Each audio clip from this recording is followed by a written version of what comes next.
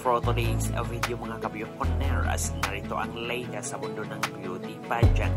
Puksaan na at umpisa na ang Bard Dagulan, Spotted Atessa Manalo, Iliana Marie Aduana, Jarina Sando at iba pang kandidata during signing of contract of Miss Universe Philippines 2025. Hindi na talaga paaawat, nagsanib na ang mga veterana at mga newbies candidate para lumaban at magkuha ang titulong Miss Universe Philippines 2025. Narito ang panoorin.